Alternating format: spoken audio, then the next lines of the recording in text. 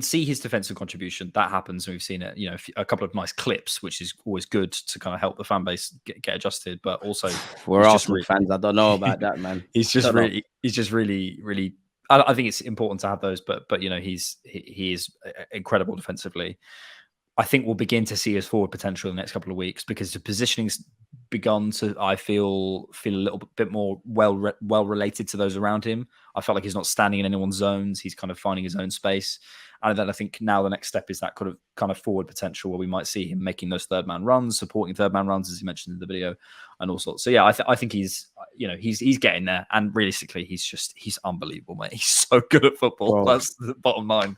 He's so good at football. Brother, like you said, Declan Rice is just something else. I still have to pinch myself that he actually plays for our football club. Same. I don't think it's going to settle in probably until he gets his first goal. But I actually think he's doing all right, man. I think people forget that, with the greatest of respect to David Moyes and West Ham, they're a Premier League team. He's a manager that's been in the game more years than we've been alive and things like that. But it is a new sort of look of football. The things that got you into the door at Arsenal aren't necessarily what's going to keep you. He needs to take that, keep it, but develop it to another level. And I think when you look at his relationship with Martinelli, I know he's been unlucky on occasion, probably in our last 2 games now. In fact, going back to the City game where he's popped up in those goal-scoring opportunities, he's just not had the luck. So I do think it's a case of he's fitting in, he's doing all right, and it's a matter of time, really. I've got no concerns about Declan Rice. We all know, as well as me, that Declan Rice is a player. We signed him for 105 million. If he has a bad game, like all players do, we all know the headlines. Likewise, if he has a good one, I actually think the only one that's really going to face real criticism, and I don't want to keep going over Havertz, but Havertz, everyone can see what Timber brings. The fact that he's only played 50 official minutes for our Premier League club and we're missing him. I was on the verge of tears watching our new kit come out and seeing Timber in the advert because it's just a reminder of how, we're missing. Literally, huh? You bought it? I bet you have. Come on, man. Is Saka a good footballer? Come on. Come on, 100%. Come on, man. Just take my money, Arsenal, man. I'm in a toxic relationship with this club. Well, not really toxic now because Arteta's making me believe, man, if I'm honest with you. I want to ask you as well, on the kind of moving away from that and everything else in relation to that game, do you think our dynamic? I know your thoughts on, internal solutions. I'm kind of like you, but I would like us to go for a defender. Do you think with Timber's injury, there's a shift in our dynamics in the market? Clearly, we're focused on outgoings, but there were rumors of a centre mid. Clearly, we'd like someone that could fill in for Saka. I don't think a striker would arrive, but I'm sure that's always on the agenda for all clubs. Do you think with Timber's injury, it's a case of focusing on that centre back, kind of right back, maybe even an inverted left back, if that was to be said, sort of thing? Or do you think nothing's changed essentially? I don't really know. I think at the moment, I imagine we're looking for market solutions. Market opportunities. The Raya thing appeared to be a market opportunity, and even the way the deal was structured was quite sort of accountants FC. It was a sort of extend the contract, loan, then get the option. So it comes. Big up Brentford for that one, man. They helped us out.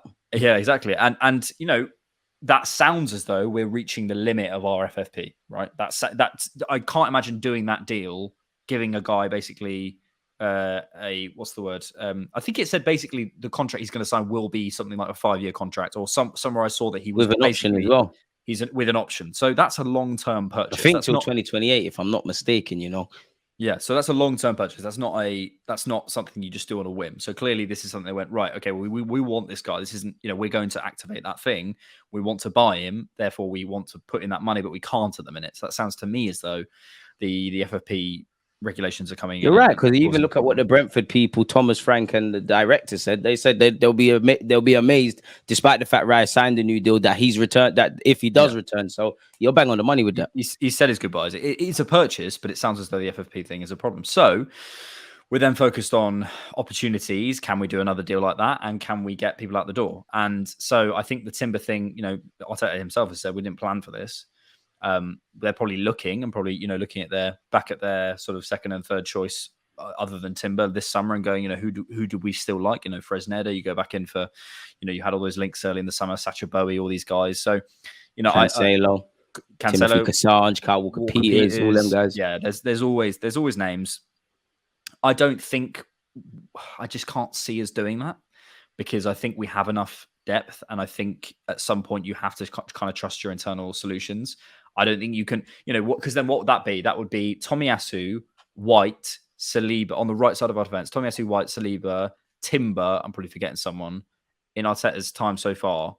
He's just keeps You're not missing buying. no one, you know. You're just missing out the young players, but there's an asterisk next to them. He keeps buying right-sided defenders, and they keep getting injured. Like, I mean, since Arteta walked in, he's shown I love defenders. He's got a fetish for them, really. He's just signed defenders. So at some point, he has to go, look, right, I have enough. It's just like, I've got to get through this season. And, you know, whether it's a loan deal or not, I don't know. I can't imagine us going out and like signing Ben Pavard. Do you know what I mean? I just can't see that happening. From a number of different perspectives, from a market perspective, from a deal perspective, from our FFP perspective, from a promotion perspective, you know, the wages and etc. Man, you're right. So signing someone at that level, because also when you plan a window, I think people think there's like a FIFA style budget, and you like, right, okay, well, I'm going to get that player for that price and that player for that price. They probably weren't anticipating spending that much money on Declan Rice. Who knows what they probably thought? Well, you're right, because they said do you not remember a few months ago, like they were saying that the fee is around 80. So clearly there's been some sort of spanner in the works. And when you look at it, allegedly we tried to sign Rice in Jan. We know that isn't going to happen. And we've been talking to him since the World Cup. So you're bang on the money there, really. There's been a lot of dialogue. And there's a limitation on how much we can spend based on our commercial revenues, which, by the way, is still Europa League. You know, they're from previous seasons, so you know we're not facts. We're still playing catch up. So we are still, as much as we spent a lot of money, we have invested. We are still limited, and we can't just keep spending. So I can't see the market thing coming up unless it's a very clear opportunity, if that makes sense. Like someone who comes on the market who's cancels their contract or something. You know, something like that. Like I don't see that happening. You're right in that regards. And I'm not going to lie, it does make me nervous. I do. At the end of the day, if I was Arteta, I would feel a lot more nervous with Timber, because the whole point of the market is to make us stronger. Would I argue, are we stronger as a team? Maybe in terms of experience, not necessarily in terms of personnel. But if they're not going to improve the club, what would really make sense? And you could turn around and say, do you know what? And I'm not trying to make this about Zinchenko. Zinchenko was there 9 times out of 10 when we won against the top 6. Him and everybody else was part of this team that finished second. So whether they take us to a next level is a completely different debate. But I think you're bang on the money. I think Arsenal have shown, even if you go back to that season in January where we missed out on the Champions League, and some would say, myself included, you look at Spurs, unfortunately, they brought players in. I think Bentancur and Kulusevski, it gave them a push. We have now got the making for better or worse. You know, if we have any doubts about a signing or a player, we don't make it happen really and truly. So I think you're right. I do think Arteta will sign a defender, but it's difficult. As you said, I don't really buy the Pavard links. I don't know if there's a lesser name, more of a scouting thing. I know it didn't really work out, but the Tavares and the Lokonga sort of stature, I think it has to be someone that maybe kind of like Kiri, or is somewhat accepting that you're not first choice at this moment in time. Whether we're able to sign that is a completely different thing. What do you make of Eddie Nketiah as well? Just completely off topic, man, because I think he looked good against Forest, man. I have to give him some credit as well, man. He's in my opinion, he's putting a big FU up to Balogun, and I think Arteta is quite, not that he's sneak dissing or being sly about it, but he keeps talking about, I like the training, the way he's training is saying, manager, you're blind, etc. And it's kind of direct parallels where you look at when he speaks about Balogun, he's very, very, very vague. And I mean, we both know we'd love to be proven wrong, because we don't know if Balogun's got scope to be better, but we'd love to see. It seems like Balogun's days are numbered, man. What's your thoughts in that regards? If we signed 24-year-old Edouard Nketiah from RB Leipzig this summer, and he put in that performance, we would be buzzing. Be waffling, yeah. We'd be waffling on this channel and yours. It's that simple. We'd be writing love letters. We'd be getting him on the back of our shirts. The defense is in trouble. He's got the best celebrations in Arsenal. I can't lie. I think Eddie's got the best celebrations at the club. Yeah. What's that? Something like 16 starts, 14 goals? Something like, bro, you can't argue with that. Whether you rate Eddie or not, that's him repaying the manager's faith. People can get onto Eddie Nketiah. Do I think he's a difference maker? No. Do I think we should be in a scenario if Jesus isn't there? No. Do I think he's nothing more than a squad player until he obviously can show he adds goals? No. But the man has Arteta's faith. I do think he might not be a sexy signing, but he's shown competence in that role. And I think that's where Arteta has. Even if you go back to his press conference where he was like, we've got 2 very good strikers. That's Jesus and Eddie. Obviously, there's guys that can play there. Currently, Balogun's in the first team setup. He made no mention into that, really. And although he said we've got 2 holding midfielders, straight after that sentence, he says Jorginho, Partey, Rice. So I think Arteta's got that Pep thing, that Wenger thing, in that they say a lot sometimes and then say nothing. But when you read between the lines, they're telling you exactly what they're saying. If I'm completely honest with you, looking at Tierney, do you feel it's a bit weird that he ain't moved on yet? Because I do, because I don't know all the variables, but Newcastle just went and bought Lewis Hall. A couple of other clubs that were linked with Tierney, Sociedad apparently moving for Reguilon. Why hasn't Tierney gone yet? Why is it, in your opinion, why it seems like, if anything, it's only a loan? And also, would you move Tierney on with this whole Timber stuff? Like, if you was in charge, would you move him on regardless, or would you just say, hold your horses, we might need a body there?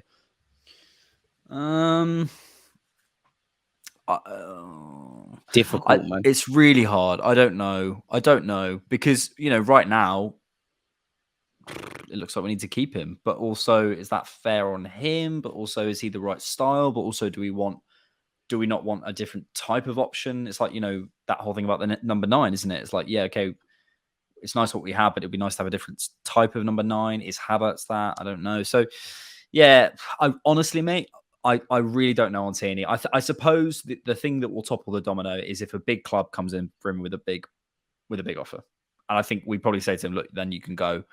But he's got, you know, what did Arteta say in the press conference the other day? Something like, you know, he played in the final, didn't he? He played in the final. Yeah, I mean, Arteta's capping a bit with that. Like, he come off the bench and that, but he's right. He's played in the final. So why was he not in the team for Nottingham Forest? Was in the final, was there a came move? on and we conceded immediately down his side? But, you know, exactly. Like, yeah, whisper that, man. Let's not slander the Flying Scotsman, man. That's my guy. I feel sorry for him, man. Like you said, I feel sorry. I just feel the system's left him. I feel in my head, excluding Timber, who signed, in my head, Tierney's our first choice, second choice, arguably our first. But when you look at this inverted stuff, Tomiyasu clearly preferred ahead of you. Timber clearly ahead of you. Zinchenko ahead of you. I'd actually argue potentially even Kirill now. You're probably only ahead of Nuno Tavares, and that's a very dangerous territory to be in. And, you know, you're probably ahead of Bukayo Saka going back to left back. We left that years ago. But, yeah, I don't know. Could it even be a thing where Arsenal, what I kind of like it this summer is that for the Tierneys and the Balligans, we're kind of sticking to our guns. Like, we want decent money. We're not doing this cut price thing. You want Austin Trusty, you want Matt Turner. Okay, cool. We'll take a little bit of profit. You even heard today, I don't know if TalkSport are telling the truth, but allegedly, Nottingham Forest are getting... bro. They need to ship him there today, get it signed and sealed today. Literally, because clearly Nottingham Forest scouts have not been scouting properly. Like, they're just signing people. They have not a single person there has watched the Nuno Tavares video. So before they have an opportunity, let's get that done. I told people Tavares would not bang for us because I read his opening statement when he signed for this club, and not to criticize him. Normally, if you're a defender, you want to hear, I like to defend 1v1, I like to support my teammates. He was like, I like to shoot with my right foot. Alarm bells. Ding, ding, ding, ding, ding. And I'm not criticizing the guy, but ding, ding, ding, ding, ding. We got robbed. We got finesse, mate. He plays like a YouTube compilation. Like, you know when you watch someone and like they cut together all the bits that, like, the good bits from a game or whatever. The man's an enigma, man.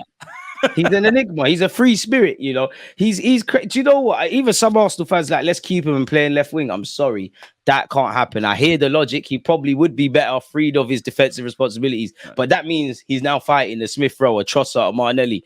Would you not be confident of him there with his decision making? I personally think and I'm not trying to lead a hate crusade on the guy. I think he's overrated in the final third. There's no point having 5 decent options shooting and it's not paying off. If you shoot 10 times, of course you're going to score once. Get your 30 million, man. Get your 30 million. But yeah, if we can get 30 million, I will drive him to Nottingham myself. Literally, like, that is insane. Anyhow we get that. What do you make of Balogun links to Fulham now? Because every day it's a new club. Allegedly, we're 10 million short on the asking price. Would you let him go to Fulham? I saw the Spurs links as well. With that, I mean, they got to pay 100 million for him, and if he goes there, you just can't walk down Tottenham High Road. I know that much, or anywhere in North. Dangerous move, lad. Because you know he kissed the badge within like a month as well. He'll wish everyone happy birthday as well. The shameless guy. Balogun's just waiting. Balogun just seems... I'm not going to lie. I like Balogun, but it just seems, based on how he portrays himself for social media, a bit of an attention seeker, if I'm completely honest. A tiny bit of an attention seeker. Yeah, it's hard to tell, isn't it? I think he's probably quite confident of his abilities. And I rate that from him. Yeah, which is fine. But then it's like, then how do you go, I'm the guy for Arsenal, I'm going to prove myself here? Because if you basically, it's the conversation we had last time. If you believe that you're you're a Premier League striker and you're better than Eddie Nketiah and you're better than Jesus, show us. And Take if you're not, then where's all the clubs coming in for you? Exactly. You're right there, because Inter said, you know what, we'll move away, even though they wanted to. Clearly, Arsenal priced him out. Monaco, obviously, unfortunately, Ben Yedder's got some stuff off the pitch, and Bolo's injured. They've said, you know what, we'll move away. West Ham have been linked. They haven't put down the bid. Fulham, it looks like Mitrovic is going to leave. So I kind of doubt the credibility of that. Maybe there's some creative journalism in that regard. As I said, unbiasedly, I rate it from Balogun. If you're not going to play me, I'm going to go elsewhere. But in comparison to Eddie Nketiah, I think he's a bit more mature in that, regardless of what I think, the club situation and the club is bigger than me. If I get my chance, take it. If I don't want to take my chance, go elsewhere. And I kind of rate that about Balogun, because you could sign a 5-year deal and just be damaged goods. But either way, I think Arsenal are laughing with this. I'd say the only things about our transfer market that annoy me, and I know these things take time, is the whole Pepe ripping up his deal. There's been no progress there. Somehow Rob Holding, Lokonga, Tavares, Cedric are still at this club. Fair play. So we'll have to see, really and truly. What do you make of to kind of wrap this up, what do you make of the David Raya versus Ramsdale thing? And while it's great to have two quality goalies and things, how long do you think we can keep that? Because we've been here with Leno and Martinez, Leno and Ramsdale, Czech and Leno. We've seen it with Chelsea with Courtois and Czech. Do you think it's feasible to have two keepers? Arguably, well, Raya can play every game in the Premier League. He did that last year, and Ramsdale the same. No, not long term. There we have it. But so that's exciting. That's the thing, isn't it? It's like, what Arteta said when they came in was something along the lines of like he didn't name check, sort of what you were referring to earlier about reading between the lines. He didn't name check Ramsdale. He just said sometimes in life you get a bit, you need to be pushed to be at your best, and you need competition. And we need, we're sort of saying, we need two top class players in every position to have the best situation. He's sort of saying there, at the minute, the environment is not pushing Ramsdale to be the best he could possibly be. That's what it is, and that's fine. Doesn't make him a bad keeper, but it's a fact. So there's an opportunity here where as I said before, anyway, Arsenal win here. So I would support the move.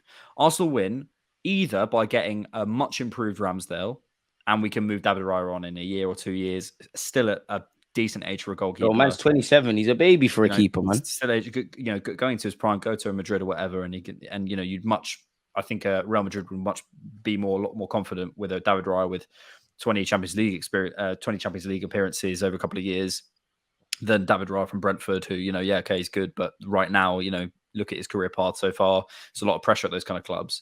Right. Or David Raya, who is unbelievable, and he's better than Ramsdale, and then Ramsdale goes elsewhere. Like I think we obviously, as fans, Arsenal fans, we've lived through an era where our standards have had to drop a bit. We've had to lower our expectations. Facts. Because of the way things have happened. So we now have a different attachment to our players. Whereas, and I get clowned for saying this all the time, but it's true, Real Madrid fans booed Ronaldo. But they booed Bale, a man that scored in Champions Leagues and Copa del Rey's. They're crazy. They booed Ronaldo as well. They used to boo Modric when Modric started at Madrid, and now look, these guys, and I've always say I don't want Arsenal to become that, because I love the club and I don't want it to become that toxic, because I don't like that. But what I do like is the fact that our manager goes, if you're not at that level, you will leave. So we as fans then have to change our approach to players and go, yeah, I love you, and I can still have that connection with you that maybe we don't have at Real Madrid, that real desire to support. But I also have to accept that when time comes for you to move on, because you're not at 100%, you're not the guy, we have to be a bit more supportive of that situation. So it is what it is. I think it's similar with Havertz. Like, I don't know if we were going to come onto it, but I just want to say with Havertz, actually two things. Oh, yeah, take everything away with Havertz. You might as well kill two birds with one stone. First thing, basically, the reason I mentioned that is because I think Havertz is going to be one of those guys who I want to like, but I'm really interested in seeing how Mikel approaches it if we're not seeing enough, because I wonder whether he has the guts essentially to spend £65 million on a player, because he's done it before with certain players like Sambi, whatever, a decent, all capped at below sort of 25 million, or Tavares, whatever, or Mr. whoever. Fabio as well. Vieira, there's a certain price tag where he's gone like, okay, I want you, I like you, you're not quite working, you can come out my team. Does Arteta have the guts at £65 million to get a guy in and go, actually, you're not contributing, so you're going to be on the bench. I think he does. He's going to have to, but at the same time, that's his signing. It's a bit like how he was, in my opinion, a lot more ruthless with Pepe than William. William's almost, you have to play William because you signed off on that. Yeah. And I think Arteta showed me he's ruthless enough. He rubbed out Aubameyang after giving him the new deal. Obviously, you've got rid of, you're not got rid of Ramsdale, but there's a potential that Ramsdale could become damaged goods now. I think Arteta's got that ruthlessness because at the end of the day, while it's a family mentality and all of that stuff, it's me or you. The players will be, if Arteta is more likely to get sacked than some of these players. They're all on big contracts, as you know, in this game. So Arteta's going to have to get on with it. And I think Arsenal fans, we want it both ways in that we call for the manager to be ruthless. He starts doing ruthless things and people start getting scared, really. I think as much as I like how we're maneuvering, the only loyalty we have is to get this football club back to where it needs to be. And if you're not up to scratch, then you're not up to scratch. You know, I do feel sorry for Ramsdale when I guess that kind of extends for me indirectly to Benjamin White because I look at their parallels. I know Timber was playing left back. Unfortunately, he's injured now, but they're playing week in, week out. And then we've just brought two players that arguably could take their place, but there can't be complacency. I dream of a world where Bukayo Saka might have to look over his shoulder. I think we need that. I think we need to get, obviously it's difficult in football because football is romantic. There's a lot of emotions, but as much as Arteta is a romantic manager, I think he's cold, calculated and ruthless. And I'm saying that as good things, not bad things. And I think we need that really and truly because that lack of ruthlessness wouldn't have saw you make certain money for Joe Willett, wouldn't have seen you get rid of Aubameyang. Again, I don't know why Granit Xhaka left, but I think very few people that weren't obviously close to the situation expected Granit Xhaka to go. So I think he has got that. There might be a day and age where he looks at, well, he's already looked at Ramsdale, where he looks at Gabriel, where he looks at Gabriel Jesus, and he says, do you know what? I like you lot. I really do. But I think we could do better. I think we could get more. You know, there might be a world where Jesus, for all the false nine and tenacity and defensive forward, as Pep says, we might need someone that gets 20, 30 goals. So I can't really be critical of that. And I like it from Arteta. I think it's calculated ruthlessness. I don't think he's being ruthless for any reason. And I think, as you said, it keeps people on their toes because Ramsdale and these guys, they're in dream world. You're playing week in, week out for Arsenal Football Club. We came second, etc., etc. You know, it's a nice little working environment. And then someone comes in, it's put up or shut up. And one thing I liked about Ramsdale, because like what you said, in that we got the best of both worlds. Ramsdale could easily curl up into a ball and feel like, woe is me. He said, you know what? You're taking my spot over my dead body. May the best man win. So I'm all for that. Again, if we can dream of a world where we've got two great players in every position, who wouldn't want that, man? To wrap this up, where are you at with Crystal Palace? Monday under the lights, man. Scary. Well, I'm not too worried about them. I turns up for 2 games a season and it's us, man. I don't think he plays professional football. Yeah, literally. To be fair, he was on Match of the Day last week though, so let me allow it.